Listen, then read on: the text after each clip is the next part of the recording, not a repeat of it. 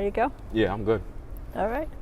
All right, we are here, episode 4, a little bit different this way. We're flipping the script. We're flipping the script for episode 4, absolutely. Absolutely. It's been a great semester, and getting to know you. You know, obviously we started as not really knowing each other at all, and building this connection and community I got now. It's been cool. It's been cool doing this podcast with you, honestly, and I'm sad to go, but yeah. You know what? I am very sad to have you go. So same for me, getting to know you over this semester. When we first sort of came up with this idea back in the winter, it sounded so cool. I could not have imagined how fun it's actually been. Just talking with you and having these conversations that we've had have meant a lot to me. Yeah. And just connecting and finding some things that we both are really interested in and have in common has been phenomenal. So I appreciate you taking time out of your schedule, because you're kind of a busy guy with closing out your studies here. I appreciate you taking the time to do this with me, because it's been awesome. And I hope you will look back on it and remember it fondly in years to come. 100%. I was so grateful to, as I expressed in episode 1, I was so grateful to have received this opportunity to do this with you. Thank you to Kelly. Kelly, you know, he's a great guy, and you know, I just couldn't. I was in a rough spot last spring, May 2025. I guess we can kind of get started with the episode. I'll be candid about my own journey here, but obviously I had to stay another year and finish my studies, and not being able to graduate with some of the people that I came in with, it really put me in a tough spot. It put me in a really tough spot where I reconsidered a lot of different things and just went down wrong avenues, right? Yeah. And I think where I'm at now, a year later, I'm glad I went through all that stuff. I'm glad that I'm here now, because it brought me to a bunch of different experiences, like doing this podcast with you, getting the award from the Raymond Simon Institute, right? Building further connections with a lot of my, classmates and peers here at Utica. It's been a great year, and I'm truly grateful, for this and for everything this year has brought me. I think the thing that strikes me in what you just shared is I am so grateful that when that request came to my office when I was provost, before I became president, that I gave you a chance. I didn't even know you then. Didn't even know you. I gave you a chance, but I gave you that chance with sort of a nudge. And it was a nudge of love. But you accepted that. And the nudge was, I'll grant this appeal, but tell this student they need to get on the stick and get motivated. And you embraced that. And here you are, a few days. We're going to see each other one more time. It's going to be down on the stage at the Adirondack Bank Center, right? Yeah. And it's going to be great. Yeah. I don't know about you, that's going to be a pretty emotional moment for me. You might get me a little teary now. Yeah, Let's stop all that. Now, Let's get into the episode, and I am driving the bus here, Let's this do it. episode. So I just want to start out, tell us what brought you to Utica, and after that thing that brought you, what made you stay? Because if there's some difference between what those two things are, I'd really like to hear about that. Yeah, for sure. So, as we mentioned in episode 3, I wanted to continue playing, college athletics or college sports, and specifically basketball. I was a late bloomer with basketball. I started playing at a late age, 11 or 12, and I feel like I really didn't start developing like real skills until I was like 16, 17 years old. And this was right around the time of COVID. So it kind of like messed up the college plans a little bit, but I was still working out every day, getting up shots, just trying to get better, just because I loved the game. And I was, they were still figuring out a way to have AAU that summer during COVID.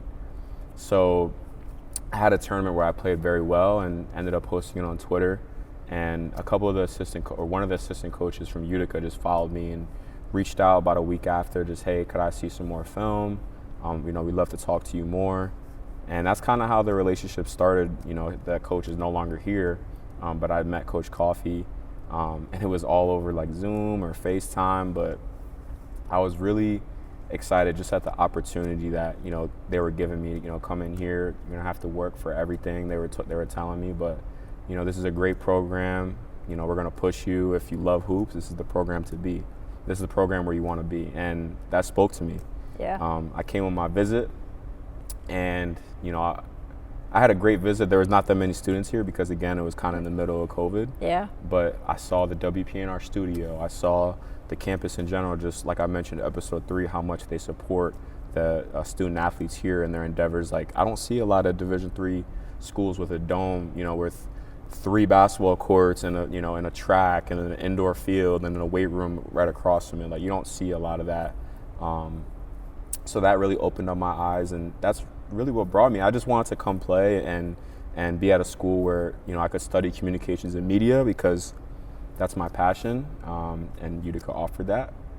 So I decided to commit, and what kept me here is, I think any athlete will tell you that their seasons are sometimes never easy, and there's always thoughts maybe, hey, what could it be like somewhere else? Mm-hmm. Honestly. Yeah. That's a real conversation that's had in college, especially in college athletics today. And there are definitely moments where I thought, like, what would it be like for me somewhere else? But what kept me here ultimately was honestly my friendships. Like, I live right now with my boy Griffin Barassa. He came in with me when I was a freshman, and really my first friend at Utica, right? And I couldn't leave like that, that friendship, because he's my boy mm-hmm. Devin Flynn, who's now the strength coach here at Utica. Mm-hmm. He's, he came in my sophomore year, but that's one of my boys too, Luke. There's a bunch of Hagen, Dayon, like my one of my other best friends, Dayon Thompson. I went to high school with him, and when he came in, like, he was just excited to be able to go to school together again.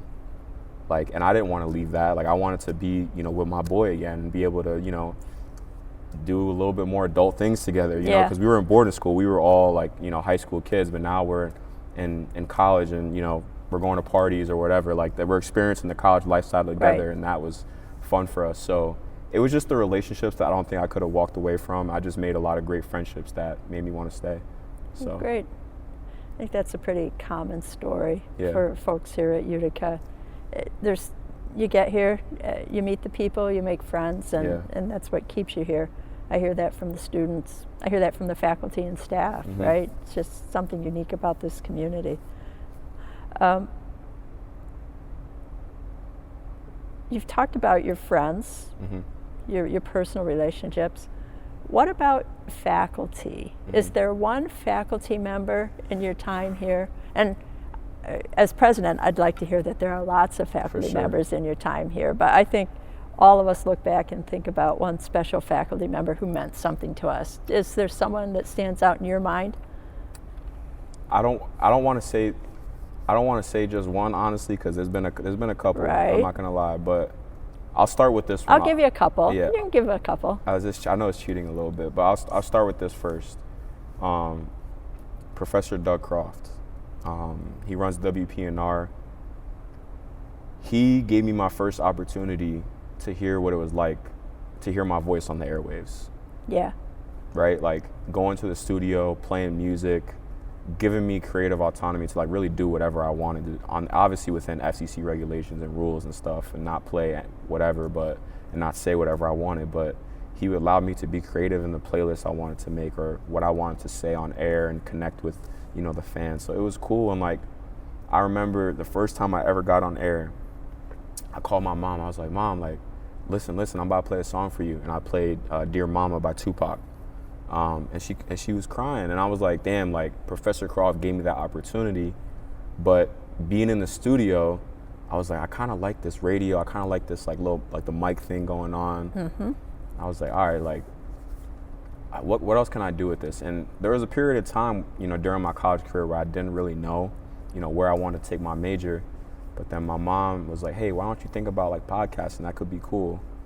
Then there's a whole story with Not Even D2 that I've told a bunch of times about how, KJ and I linked up. But when I first told Doug about, doing Not Even D2, he was like, whenever you want to come into the studio, you go into the studio and you do what you need to do. Great. And that's exactly what I needed from a professor here. He put that battery in my back and told me, go for it, reach the stars. Like, he never put any boundaries on me. He never told me you can't go into the studio at this time. He gave me the code. So if I wanted to, I was here over the summer, like I mentioned in episode 3. Mm-hmm. So if at 2 a.m. I couldn't sleep, I would walk from my house on Fink to the studio, just late at night, just walk over and maybe I shouldn't be doing that, but I would just walk late at night over, be in the studio till 4 a.m. editing, leave, and that was my little happy place. Yeah. And Doug created that space for me, so I have a lot of respect and love for him for putting that battery in my back. I gotta say, the next professor, Professor MacArthur, I think he'll tell you himself, it hasn't always been easy probably with me in his classes, but I think the biggest thing about Professor MacArthur, which people should understand, is that if you work hard in his classes, if you communicate, and this is with any professor, but if you work hard in his classes, you communicate with him, and you just try, he appreciates that more than anything. And that's what I needed to learn in his classes. Younger me, and if he's watching, no offense, Professor MacArthur, I'm younger me, damn, he's it's a lot of work. This guy's he's on my ass, blah, blah, blah. But 20, 21, 22-year-old me, 23 now, I'm like, no, he's preparing you for the real world. He's setting expectations for you. But like I said, he's very understanding, and he's willing to have a conversation with his students. And if they're attempting to learn, if they're trying to learn, he loves that more than anything. Right. So I would say him. And then last one, I won't give a long-winded answer, but Professor Bernacci, she's a public relations professor. She's been around the business for a long time. Yeah. She will tell you exactly how it is. Mm-hmm. So if I was, excuse my language, if I was bullshitting in her classes, younger me, she would tell me. Right? But that being said, like I said, younger me, I had her this past fall, and like you mentioned, I picked it up, and she had, when I received the award from the Raymond Simon Institute, she was the one that spoke at my, she gave me the words before they presented the award to me. Yeah. So she's kind of seen the growth. Yep. So I would say those 3 professors, kind of a long-winded answer, but those 3 professors gave me, or had a lot of impact on me, I'd say. That's a great answer. And it's funny you mentioned Professor MacArthur. So I've got my own Professor MacArthur story. He was here when I came here as a faculty member. He helped me as a young faculty member just, learn some things about what it means to be a faculty member. I remember him saying to me once when I was preparing my curriculum vitae, my resume, he said, if you've done something and it's good, you put it on there and you take credit for it, no matter how small you think it is. He understood working hard, but he also understood really celebrating small wins and highlighting 100%, them, right? Yeah. When I think back to my college career, the faculty member I remember most fondly, he was the toughest one. He was a Greek Orthodox priest, and he taught classical rhetoric and argumentation. He went on to become the Bishop of Madrid. And no kidding. Damn. This guy was the stuff. Oh, he was so tough in class, but man, that's wild, yeah. I when I learned years later that he had passed away, I cried. He was my favorite. Mm-hmm. It's funny how you think people would answer, oh, it's the guy that was the most fun. Nah, it's the guy that pushed you the hardest, right? I mean, I've stayed up late, writing papers or studying for his tests. But also just being he'll teach you a lot in his classes too. Like the way he does his notes, skeleton notes, I it helps me retain the information because I'm actually writing it down. But he'll open the floor up for a conversation. Even if I ask him a question that's totally off the guardrails of what we're talking about in comm law, he'll still have a convo with me about it in the middle of class and kind of dissect what I'm thinking about, if that makes sense. Yeah, absolutely. So absolutely. I got a lot of respect for MacArthur for sure. So we talked about faculty. Mm-hmm. What about staff? And before you answer, this is our moment in every podcast, right? I don't know, we might have missed an episode. Yeah, we might have missed episode 3. Right, all right, so this is our shout out to Judy Borner. Judy Borner, best. Absolutely the best, for sure, right? For sure. Right. What about a staff member that you'll remember and had an impact on you? And since we already did our shout out for Judy Borner, you can't name Judy. Staff member. That's a good question. I think, I don't know his last name, but Brian, he's a facilities manager, I think, here. And he, announces the games as well. My guy, Brian, he's one of a kind soul. He always said what's up to me every time I saw him, make sure I was good. Him and his, I believe it's his wife, they made food for the team my freshman and sophomore year, like soul food, or freshman year rather. And Brian's just a great face. He comes into our practices and would mess with some of my teammates all the time. So I don't know if like in terms of an impact, but in terms of just someone, a memorable face that I always love seeing on campus, I would definitely say him. I would have to say another part of the athletic team, Dawn Corbin. Dawn works directly, with the football and basketball team. And, the first time I ever got surgery in my life was here at Utica. I tore my meniscus right over there on that wing. And Dawn was like my best friend for the next 2 weeks because I was in the, I was in the training room every day with her. And I wasn't super, super down, or at least didn't show it to her, but she was always there for me and pushed me and, in her own way. So I got a lot of respect for Dawn and what she does. She's a vital part of everyone in the athletic training staff is a vital part of athletics here. So I say Dawn. And then my last shout out, I'm going to give Carl Lohman. a shout out. Carl is one of the sweetest souls I've met. He's so nice. Yes. And I had a little bit of an issue with parking on campus. He was I had parking tickets, and so Carl brought me into the office, and he kind of, like I said, he's sweet, but he'll be stern when he needs to be. So I would say, even when, like I said, younger me, when it was like, oh, Carl, like, why are you getting on me? Older me, every time I walk by his office, he's in there, I'll knock on the glass, say hello, make sure he's doing okay, make sure he's having a good day, because he makes a lot of things run smoothly around here, I feel like. And I got a lot of respect for Carl, too. Yeah. I got a lot of respect for every staff here, but I like Carl a lot.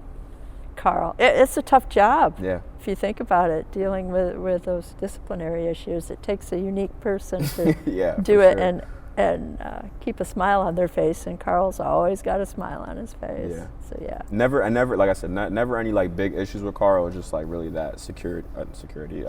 Parking. Yeah, the parking thing. You didn't want students, parking in certain lots and stuff, which I have my disagreements with, but I'll save that for another time. Cool. Yeah. So where are you headed?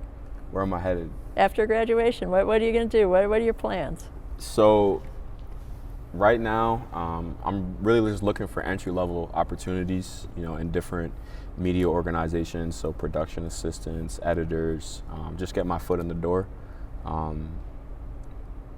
That's really the main thing right now. I mean, my dream was to be either a producer on a big-time sports show or podcast, or be an actual talent. But right now I'm just looking for entry-level positions, mostly in New York City. I was born in New York City. I lived there for 12 years before I moved to New Hampshire. So, I want to move back there, and I feel like being in New York will really help me, just because it's the media capital and there's a lot of opportunity out there.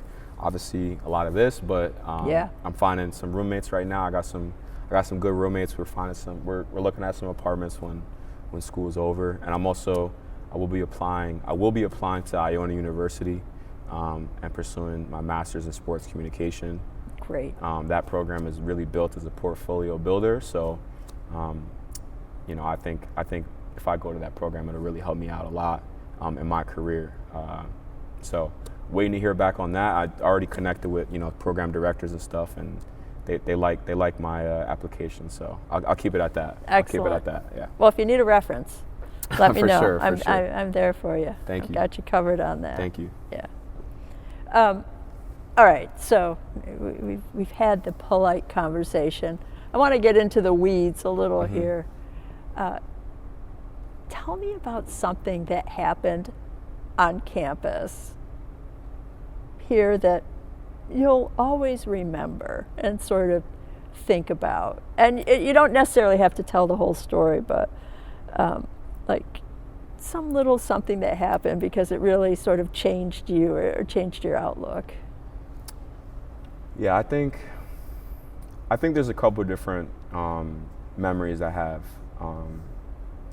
This one's, I don't want to get too sad, but the first one I want to point out is, we lost someone, I should say, the Utica community lost someone last fall, James Sal's. Getting goosebumps thinking about him right now, but I don't want to act like, James is my best friend, because he wasn't, but he lived right across from me in North Hall. One of his best friends, Cameron Lizardi, is one of my really good friends. Dan Piero, Will Immel, all of my class as well, all of my good friends. And, we lost James last fall, and, they gave out his wristband that says Humble Beast and Forever 12. And I wear that wherever I go. I haven't taken it off since I've gotten it. I miss James. Like I said, I wasn't one of his best friends, but he was right across from me my freshman year, and he was just a down-to-earth person, and really cool, and miss him a lot, though, and I know the Utica community misses him too. So I think that's an event that happened that, made me bring in my friends here at Utica a little bit closer. So I'd be remiss if I didn't say that, because that was definitely a huge thing that happened to me while I was here. On a lighter note, I'll say, when we won our first conference championship in 2024, the 2023-2024 season, that was an amazing year, a difficult year, because I got hurt that year too. My boy Dayon, he also got hurt. My other friend Jaden got hurt. We were dealing with a bunch of injuries towards the end of the season, but we were able to win on our home court. And obviously they had won in 2021, but it was during COVID, right. No fans really. This was, or it was 2023 rather, or no, 2024, yeah. 2024, played NAS conference championship at home, and it was just, we won. And you could see from the video when the buzzer sounded just the pure joy in our faces and the excitement. Like, it was such an amazing day, and the celebration after was one of those nights where you look around, you're like, damn, I'm gonna remember this for the rest of my life. Like, such a fun celebration, and it was just a culmination. Like, we had some of the alumni come back for that celebration. It was a great night, great night. So I would say those two moments, really, when I think back on my Utica career, I won't forget, those two outstanding moments for sure. Those are memorable. Those are really memorable. Yeah. And you're right. James, whenever we lose a student, it's an impact on the campus, and I think those stand out for all of us. Having been around a while, I experienced it a couple of times, and it's not easy. It's never easy. Grief is a tough thing. I've lost a lot of people since I've been in college, honestly, and I hadn't dealt with grief or death until my senior year of high school, right before I came here. So when I came into college, I was already dealing with, my two grandmothers passing away, my grandfather. But since I've been here, my uncle passed away, like, James, who I was cool with, like, my cousin passed away a couple weeks ago. Like, a lot of grief is a hard thing to tackle. It is. But if you have the right community around you, if you have the right people to talk to and not, go down those tough avenues, then I think you turn out okay. And that's what I had in all those situations. Like I said, I wasn't the closest person with James, but I was there for Cam when he I remember I talked to him right after the news came out, and I just gave him a hug, and I hope he doesn't mind me sharing this. I'll talk to him about it after, but I gave him a hug after, and and I was with all those kids from his class. Like, just having that community support is important, and sometimes those moments will, like, bring people closer together. Yeah, absolutely. So, yeah. Absolutely. Well, thank you for sharing that, because those are tough stories to share. But I think it's important because it's an important part of your journey here, and 100%, and the sort of evolution you've experienced in your years here. But before we leave the things that have happened on campus, and we've sort of been in this somber place. Mm-hmm. What about something really funny? And if the story's not PG, don't tell the story, but is there something that's really, really funny that you think you and your friends at your 25th reunion are gonna, this is the story you're gonna tell? I think it's because I was talking about this with my boy Griffin that I mentioned earlier, Yeah. my best friend here at Utica, because I was like, damn, like this is a hard question because it's hard for me to like really point and be like that was the funniest moment, you know what I'm saying? Yeah. But you know, I'll say one moment that I think was funny is like when I get memories on my phone from like, so let's say Coach Coffee had us running in practice. I think that to me is like the funniest thing when I see those memories. Like, oh man, we were going through it back. I was like, damn. Remember when Coach Coffee made us run because we didn't show up for Sunday lift? Like, remember we had to do that? I was so mad at this person for having to run. So, I would say something like that. There was a couple of times in practice where like, I remember this one time in practice. Devin Flynn, who's now a strength coach here at Utica. I hope he doesn't mind me sharing this story either. He, for lack of a better term, he just passed gas in the middle of practice while Coach Coffee was explaining the play. This is little child humor, but he passed gas in the middle of a play while Coach Coffee was explaining the play, and so we all smelled it. We were like, yo, Devin. And Coach Coffee didn't smell it until the last second, and he's mid explaining the play, and Coach Coffee's like, oh nah, just play, just play. He just walked off the court, and we just all for the next possession, we all just covered our nose because Dev did that. So I would say that was pretty memorable. But I've had a lot of funny moments though, for sure. That's fantastic. That's great. That is great. You guys will be telling that. Yeah. I am sure you'll be telling that story 100%. At the 25th reunion. Absolutely. It's funny, and what we've been talking about here, it seems to me in so many of our conversations through all 4 episodes, we keep coming back to these conversations about friendships and relationships and community and how important that is to both of us. I mean, you've talked about it here today about how important those relationships and that community, that family you've made here on campus has been to keeping you here and your success and enjoying the experience. You and I have talked about how important it is for, sort of recapturing some vitality that maybe the campus lost after the pandemic. Mm-hmm. So do you think the things you've done here on campus have made a difference in that? Do you think you've helped build community and bring back some of that feeling of the campus as a sort of a village of people moving forward together? I think that it's a good question. I think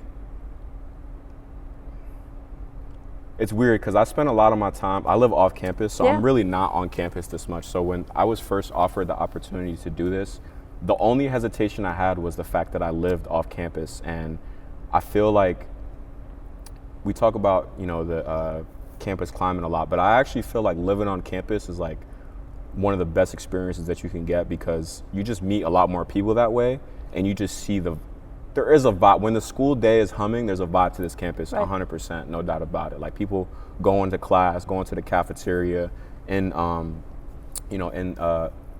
Pioneer Cafe. Like there's a, I remember when I was living on campus, like there was a routine to my day. Yep. Like I would go to class, stop in the cafe on the way back to Bowler. You know what I'm saying? Like that was a big part of it. So I bring that up to say is that I feel like I don't want to say removed a little bit, but I do keep to myself a bit. Mm-hmm. A lot of people do know of me. You know everyone. I don't think I've been anywhere with you where you didn't know the people. Yeah, I would say I'm a well-known face, but I do I have a close group of friends. I would say who I spend most of my time around. Mm-hmm. But every now and then I'll hear oh, you're doing a podcast with the president? Like, that's cool. Like, tell me more about it. And I'll tell them about the podcast and I'll tell them why we're doing it, and they're like, oh, that's pretty cool. I think that's interesting. So I think in that aspect, like, to have the Utica community to like talk about something that I'm involved in, and that's trying to bring us together as a community, I think that's cool, and I think that's helped a little bit in that aspect of like bringing people together. Because on LinkedIn I've seen so many people like, and on Instagram, like, repost when we had the trailer, or like, love the pod, like, thanks for like such great questions, or it was great conversation, like, love hearing from you too, like, building that sense of community for sure. I think we've done that. And I'm excited to see what y'all do, because this is not over. Like, you guys are going to do this next year too.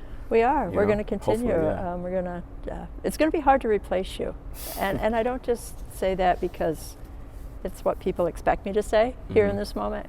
It's going to be hard to replace you. I mean that sincerely. I appreciate that. But yeah, you've been the driving force behind this, so I would say it has made a difference. People stop me and talk to me about watching the podcast, listening to it. They all seem to enjoy it. I enjoy it. I'm glad. Yeah. It's definitely been fun. Yeah. So as we start to wind down our conversation, and I can't believe we're winding down our conversation. That's hard, man. What are you going to miss most about campus? I would say, it's funny, as much as I just said I'm pretty like laid back and like I have a small circle, I think it is that familiarity that I do have with people. When I'm over 21, so I can say this, when I go to the, Barrack Street, and I see a lot of friends that I've seen, throughout the week, walking to class, or, watching them on the sport field, like, it's cool to, have those shared experiences together, and like, come together in that like college environment. Because you really don't, like, after college, I'm not going to be around some of my best friends as much as I am right now. Right. It's going to be different. Like, I'm going to have a new set of friends. I'm going to have work friends. I'm going to, if I go to Iona, I'm going to have a set of, friends that I meet in grad school. So I think it's just that college atmosphere. We're all like, trying to figure it out, obviously focus on the books, but, having a good time as well. I think that atmosphere is something that I will miss for sure. College is I think everybody should go to college for sure. It's fun, You learn a lot. You learn a lot about yourself. I came into this, I didn't mean to cut you off, but no. When I look at photos of myself, like, I came into this school a child. I was 19, 18 years old. I'm 23 right now. Like, I'm a young adult. I'm thinking about having kids in like 4 to 5 years. Like, that's a real thought in my head that I wasn't thinking about anything like that when I first got to college.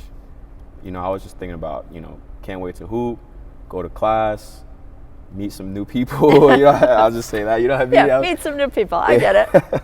So it's life starting to get real for me. So I think that's the coolest part about it. I just feel like I've grown up so much since being here, and I'm leaving this place a young man.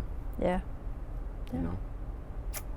So, what will you miss the least? I mean, I have to ask that now that I've asked you what you might miss the most. What will you miss the least? I think, on the same note, the familiarity. Because I feel like... it's time, right? It's just time. Yeah. Like, I think I met a lot of people while I've been here, and I love a lot of my friends. There's some people that I've met since I've been here that I don't have love for, honestly, to be quite blunt. But it's the way life works. Yeah, but I think for me, it's just, I'm excited to step out of that college lifestyle now. I was talking so much how much I love it, but I'm excited to step into my own, like, sense of adulthood. Like, I'm actually, like, on my own, like, seriously now. Like, I'm working for somebody else, obviously, but, like, I can travel wherever I want, really do whatever I please. Like, it's a little bit different in college, and I can go wherever I want, but, like, I'm still in school, trying to get a degree, like, focused on that and focus on my responsibilities here on campus. But once I'm gone, like, the world is mine. The world is your oyster at that point. That's the way I see it, at least. I think that's a good way to look at it, and I think what you're expressing is what we all go through when we leave college. It's excitement to be done, it's pride at finishing, it's the sense of accomplishment, but it's the sort of change. Change is sometimes difficult to wrap your mind around, and you're leaving things that are comfortable and familiar. So All right. I've got rapid fire for you. Okay. Are you ready? Yeah. Riggies or tomato pie? Riggies for sure. For sure. For sure. For sure. Riggies. Bella Regina, Riggies, or Venice too. I would say those two. Riggies all day long. Yeah. Yeah, absolutely. Okay. Half Moon cookies. Do you eat the chocolate side or the vanilla side first? So I actually tried my first half moon cookie the other day at work. Yeah. So you've been missing for several years. Yeah. That was one part of I didn't have that as part of my Utica repertoire, the half moon cookies. But I just tried it. So when I first tried it, I'm pretty sure I tried the chocolate side first. Yeah. I eat the chocolate side first because I prefer the vanilla side. So I save the vanilla for last. Does that make sense? Nah, for sure. For me, I say the vanilla side because I feel like it's a little sweet. Like I'm not the biggest fan of like I don't like cake, for example. Like, I don't really like too sweet things. So I feel like the vanilla sometimes a little sugary and stuff. So. Probably why I like it. Probably it right there. Okay. Best song for summer driving with the top down or the windows open? For sure. So, all right. So I had to make sure I had the songs. So first one, 87 Stingray by Tory Lanez. Okay. It's a great song. I would say the next song is Come Closer by Wizkid featuring Drake. Another great song. And then last song I'll say is Money Trees by Kendrick Lamar and J Rock. I'll say those four. Those are good choices. Yeah. You know, I'm going to roll it really old school on this one, and I'm going to say number one, probably More Than a Feeling by Boston. And you're just like, I got no clue on that one. I'm gonna look you it know up, that though. song? And I'll look it up. You'll look it up. Or I got to tell you, Bad Outta Hell by Meatloaf. Okay. Yeah, two of my favorites. I'll look those look up them both after. up. Yeah. You're like, holy cow, that is old. No. I promise not. I just haven't heard it. I'll look it up though. I like music. Good stuff. LeBron James or Steph Curry? I mean, just in terms of player, I would say LeBron for sure. LeBron is he's second to Michael Jordan in terms of all time, but definitely player-wise, I would say LeBron. But in terms of like changing the game, Steph Curry changed basketball forever. And isn't your game a little more like Steph Curry's game? Wouldn't it be? On a much smaller level. Yeah, but I've seen you outside. Yeah, a little bit, I guess, right, with the 3-point shooting. Now, I like Steph, but I don't know. I'm a big LeBron fan too. That's the thing. Okay, so that's 3-1 comeback against Steph, you know. Yeah. So. Yeah. Nike or Adidas for court shoes? I would say Nike, but I'll throw a wrench in this. I think Adidas markets their athletes a lot better. I'll say that. That's like something I noticed. You know, the trailers and stuff for Anthony Edwards and his shoes, I think, are done a lot better than the Nike ones. So I'll say that just as a consumer. But yeah. All right. We're going to land on that. Neruda. This has been one of the greatest pleasures of my experience here at the university. It really has. And I wish you all the best. I will see you Sunday on the stage at the Adirondack Bank Center. And you and I are going to hold up the whole line so that we can stop and hug. Guarantee you that, my friend. It's going to be a great moment. Guarantee you that. 100%. Okay? I really appreciate everything you've done for me. With this opportunity, it's brought a lot of pride to both myself and my family too. They see me talking with you and doing this, like they're very grateful for it too. And you just give me another way to express my love for media, and I can't be thankful enough. And it's been great getting to know you too. So I gotta say that. Thank you. So that closes out episode 4 of Campus Catchup for our first season. Look for us again next fall. There'll be someone new here replacing Neruda. Never in my heart replacing Neruda, but someone new here to keep the catch-up going. Have a great summer, everyone.